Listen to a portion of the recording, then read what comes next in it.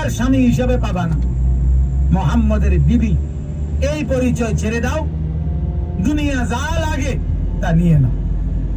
বলো কার কি লাগবে, কার লিস্টি দাও, সব দেবো। তবে শর্ত কি? কারে ছেড়ে দিতে হবে? নবীকে ছেড়ে দিতে হবে, নবীকে ছেড়ে দিতে হবে।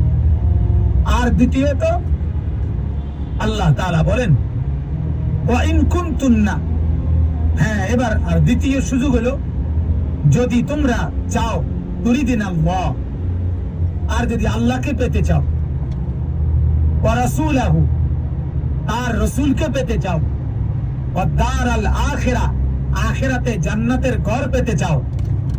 তিন জিনিস, যদি আল্লাহকে চাও, যদি রাসূলকে চাও, যদি আখিরাতের কি চাও, ঘর মানে জান্নাতের ঘর চাও, তাহলে ফাইন্নাল্লাহা আ'আদ্দা লিল মুহসিনাতি মিনকুন্না আজরান আযীমা। তাহলে এটা শুনে নাও, নেক আমল, মুহসিনাত, সমস্ত নেক আমল পূর্ণ মাত্রায় করতে হবে।